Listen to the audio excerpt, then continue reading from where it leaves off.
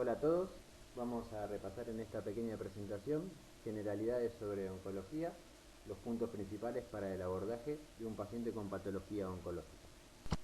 Podemos definir a una neoplasia como un nuevo crecimiento, significa literalmente crecimiento de nuevo.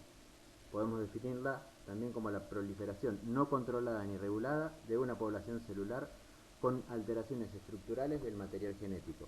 Las alteraciones del material genético llevarán a una autosuficiencia de las células de las señales de crecimiento, evasión de la muerte programada, la apoptosis, huida del reconocimiento y destrucción por parte del sistema inmunitario como mecanismo de control del crecimiento, una replicación ilimitada que no responderá a los genes protectores del genoma, angiogénesis mantenida para mantener la vida del tumor y le dará al nuevo crecimiento la capacidad de infiltrar regiones y órganos distantes.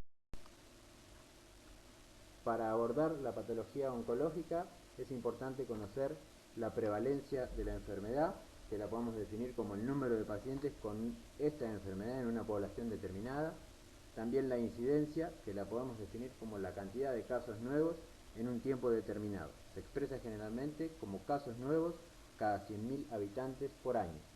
Conocer la prevalencia e incidencia de la patología oncológica nos permitirá orientar nuestros esfuerzos para detectar en fases tempranas esta enfermedad.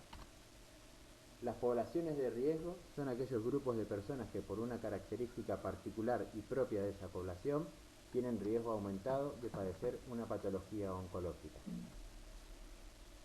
La población de riesgo se puede definir también a aquel grupo de personas o pacientes que estén expuestos a algún agente causante de patología oncológica en común.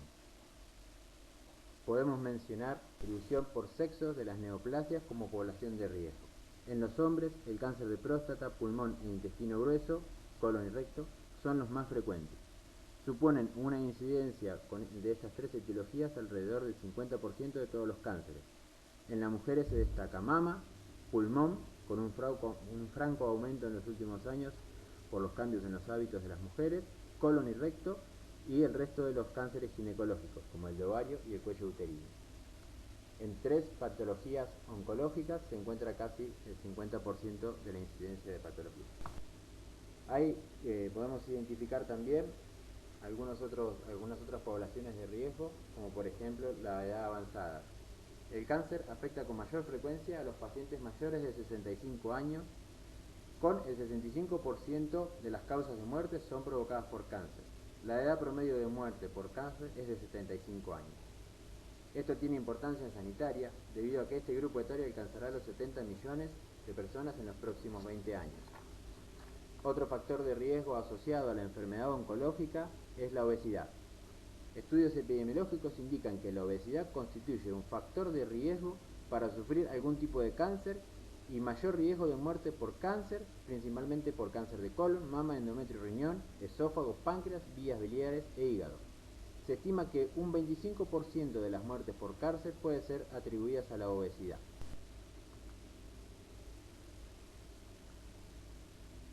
Las alteraciones genéticas como factor de riesgo para sufrir cáncer son una causa importante a tener en cuenta al momento de hacer el diagnóstico.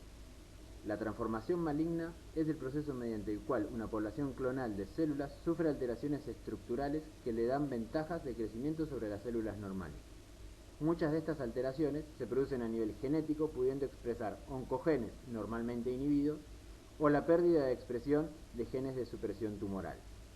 Los oncogenes los podemos definir como aquellos genes que facilitarán todos los mecanismos que están involucrados en la génesis del cáncer. Las mutaciones, según su aparición, se pueden clasificar como genéticas, que son aquellas que se heredan de los progenitores a través del material genético y están presentes en todas las células del organismo. Las mutaciones somáticas se adquieren a lo largo de la vida del individuo y no son transmisibles. Se deben generalmente a la exposición de carcinogénicos, químicos, radiaciones, procesos inflamatorios crónicos, entre otras. Asimismo, de acuerdo al tipo de mutación, el origen del tumor se clasificará en genético o esporádico. Cuando se trate de tumores genéticos, se establecerá el caso índice, que es aquel paciente que se diagnostica el síndrome genético por primera vez, para poder realizar un seguimiento posterior de las generaciones vinientes. Si el paciente no tiene antecedentes hereditarios y la mutación se presenta en el tumor es de tipo somático, se habla de un tumor esporádico. Algunos ejemplos de ello pueden presentar el gen P53, que es el gen que con más frecuencia sufre mutaciones en el cáncer humano. Puede ser una mutación esporádica o estar mutado desde la línea germinal, configurando el síndrome de Li-Fraumeni. La mutación del gen APC es responsable de lo que se conoce como polipomatosis adenomatosa familiar, aunque en más de 80% de los cánceres colorectales esporádicos este gen se encuentra mutado. Otros ejemplos son la expresión de los genes BRCA1 y BRCA2 como factor de riesgo para los cánceres ginecológicos, principalmente de mama y ovarios. En la tabla podemos observar la variedad de alteraciones en los diferentes genes y sus mutaciones específicas que se vinculan con los diferentes tipos de cáncer. El conocimiento de las bases genéticas del cáncer permiten desarrollar quimioterapias específicas y asimismo brindar asistencia genética a las familias, adecuando los controles de salud según el riesgo que la mutación tenga asociada. Podemos definir a los factores carcinogénicos a toda sustancia de origen físico, químico o biológico que favorece o predispone al desarrollo del cáncer. La Agencia Internacional sobre Investigación del Cáncer mantiene un registro actualizado de los carcinogénicos que pueden afectar a los seres humanos. En esta tabla se mencionan varios agentes carcinogénicos ambientales, muchos de los cuales presentan relación con la actividad desarrollada por el paciente. Dentro de estos encontramos al humo del tabaco como principal agente causante y factor de riesgo de cáncer de muchos órganos del organismo.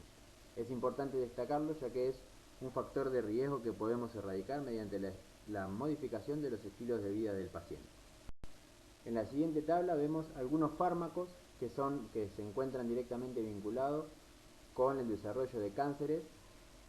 En este grupo se puede apreciar los tres primeros, son algunos inmunosupresores y citotóxicos, pero es importante destacar aquí la presencia de los estrógenos como factor de riesgo para el cáncer de mama y endometrio. En el caso de los factores carcinogénicos del tipo infeccioso, podemos apreciar al Helicobacter pylori en relación con el adenomacarcinoma gástrico, los virus hepatotrofos con el hepatocarcinoma, el virus de Epstein-Barr con linfomas y linfomas secundarios a la inmunosupresión y el virus de la inmunodeficiencia humana con el sarcoma de Kaposi. En el caso de los agentes infecciosos, puede aumentar el riesgo de cáncer mediante la expresión directa de material genético que interfiere con los puntos de control en el ciclo celular y en la reparación del ADN. Con respecto al diagnóstico de cáncer, la principal consideración que debemos hacer que el diagnóstico precoz en etapas tempranas es la mejor oportunidad para lograr una cura. Para poder lograr este cometido, es preciso realizar estudios de pesquisa o tamizaje. ¿Cómo podemos definir un examen de tamizaje? Son aquellos exámenes dirigidos a detectar cáncer en los pacientes que aún no han presentado síntomas relacionados con la patología. La indicación de los estudios de tamizaje está basada en protocolos ajustados a la población de riesgo que debe ser objetivo de dichos estudios. Ejemplos de los estudios de tamizaje podemos nombrar el Papa Nicolau en el cáncer de cuello, la mamografía para las mujeres y el screening colorectal. Siempre debemos tener en consideración que cuando nosotros pedimos estudios de tamizaje estamos haciendo prevención secundaria, que es aquella que logra un diagnóstico temprano y un tratamiento oportuno. Con los métodos de diagnóstico del cáncer, lo primero que debemos destacar es que debemos realizar una anamnesis completa y detallada. Preguntar al paciente cuáles son sus hábitos, si ha notado algún cambio, cuáles son sus antecedentes, tanto personales como familiares, su ocupación y una exploración física dirigida y detallada a lo que estamos buscando, ¿sí? Nosotros tenemos que encontrar a la patología y no la patología a nosotros. Lo primero que queremos lograr es un diagnóstico precoz para lograr un tratamiento oportuno. Dentro de los exámenes complementarios podemos destacar la realización de análisis de química sanguínea o en busca de, por ejemplo, anemia en los cánceres del tracto gastrointestinal, y también dentro de la parte bioquímica podemos encontrar los marcadores tumorales. Dentro de las determinaciones bioquímicas vamos a solicitar estos marcadores que nos van a ayudar a diferenciar enfermedades benignas y malignas, poder establecer un pronóstico debido a la presencia o ausencia del marcador, y son útiles también para el seguimiento de la patología. Podemos, a través de la elevación de un nivel basal prequirúrgico, podemos sospechar una recidiva de la enfermedad, determinar una carga tumoral, un subtipo tumoral, y también dirigir el tratamiento y la respuesta al mismo.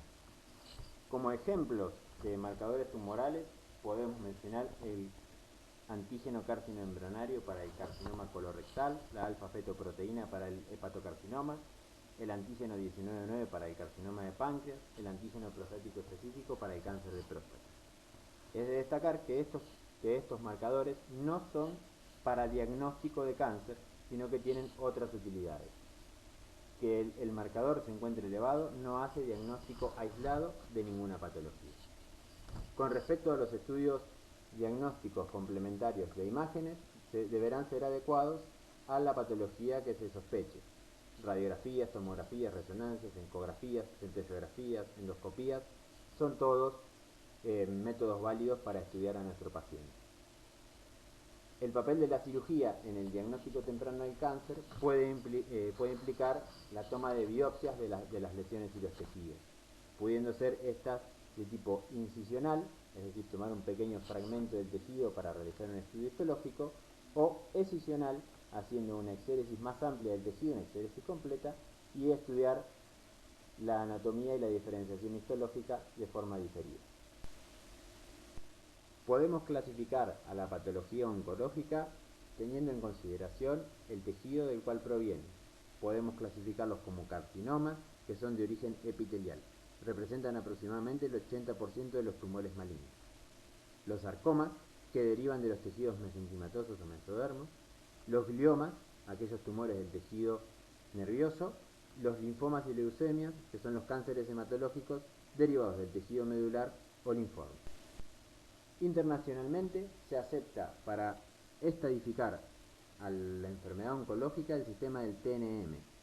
Es un método desarrollado en el año 1977 por el Comité Americano para la Investigación del Cáncer.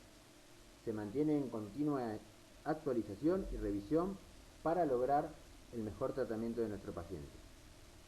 El objetivo de esta clasificación es lograr una correcta estratificación del paciente, determinar cuál es su mejor tratamiento, qué terapias tenemos en uso para el determinado estadio y lograr un pronóstico de la enfermedad. Consiste en 3 apartados, el T, el M y el M, en donde el T indica el tumor primario. El TX, el tumor primario no puede ser evaluado. El T0, no hay evidencia de tumor primario. El TIS es el estadio in situ, en donde es un cáncer inicial que no se ha diseminado a tejidos vecinos y la afectación local es poca, es inicial, y asigna valores 1, 2, 3 y 4 teniendo en cuenta el tamaño y la extensión del tumor primario. La sigla N corresponde a la evaluación de los ganglios linfáticos, considerando que no es posible evaluar los ganglios. El N0, que no existe complicación de ganglios linfáticos regionales, quiere decir que no hay signos de patología oncológica en los ganglios regionales, y asigna valores 1, 2, 3 dependiendo del grupo ganglionar afectado. Lo mismo sucede con la M, que evalúa las metástasis que pueda generar el tumor. MX indica que no es posible valorar metástasis a distancia. El M0, que no existe metástasis a distancia, es decir, que el tumor se mantiene localizado al órgano afectado. Y el M1, que hay metástasis a distancia, es decir, que se ha diseminado por otras partes del cuerpo. Para cada tumor existen variedades, M1A, M1B, dependiendo el órgano donde esté la metástasis, si son únicas o múltiples, pero en general esta es la estadificación que se utiliza. Combinando las diferentes T, N y M, podemos agrupar las diferentes patologías en estadios, siendo los estadios aquellos los que nos marcarán la conducta con respecto a aquello. Con respecto a las generalidades del tratamiento de cáncer, debemos destacar que el abordaje del paciente debe ser multidisciplinario. El diagnóstico de cáncer puede significar para el paciente un estrés físico y emocional que debe ser contemplado para lograr la mejor respuesta a los tratamientos indicados. No se debe olvidar el soporte nutricional y el tratamiento del dolor para nuestro paciente. Dentro de los pilares fundamentales del tratamiento se encuentran los cirujanos, quienes serán los encargados de remover la lesión del órgano, y los oncólogos, quienes ayudarán en conjunto con los primeros a determinar la necesidad y cuál será el plan de continuar con los tratamientos. Los oncólogos serán los que determinarán el tratamiento quimioterápico o radioterápico que deberá realizar nuestro paciente. Podemos encontrar la cirugía en las diferentes etapas del cáncer. Podemos encontrarlo en una etapa para diagnóstico a través de las biopsias, como mencionábamos anteriormente, pudiendo determinar la malignidad de la lesión sospechosa, la estirpe y las características. La cirugía para la estadificación, que se puede denominar como una estadificación intraoperatoria, que nos permitirá definir extensión de la enfermedad, progresión y relación con órganos adyacentes. Cuando uno debe tratar una patología oncológica, puede tener intención de realizar una cirugía de tipo curativa, que el propósito de dicha intervención es la extirpación completa del órgano afectado, como así también aquellas cadenas ganglionares que puedan verse afectadas. Puede ir asociado de terapias complementarias como la quimioterapia neoadyuvante previa a la cirugía o las terapias radio y quimio posteriores. En contraposición o alejado un poquito de lo que es la cirugía curativa, encontramos a lo que es la cirugía paliativa. En este caso son intervenciones que van a intentar mejorar la calidad de vida de nuestro paciente sin tener un objetivo oncológico claro. Es importante destacar que la cirugía paliativa debe ser siempre considerada en el equipo multidisciplinario para no agregar daño a nuestro paciente. Otra de las ramas importantes de la cirugía dentro del cáncer es la cirugía reconstructiva, que es aquella cirugía destinada a la restitución estética o funcional de un segmento afectado por una cirugía mayor de tipo oncológico. Uno de los exponentes de este tipo de cirugía es la reconstrucción mamaria durante el acto operatorio oncológico o inmediatamente posterior en las pacientes sometidas a cirugía por cáncer de mama. Otra rama de la cirugía dentro de la patología oncológica es la cirugía profiláctica, que significa extraer un tejido corporal con alto riesgo de malignización antes que se presenten las primeras manifestaciones de enfermedad. Muchas gracias.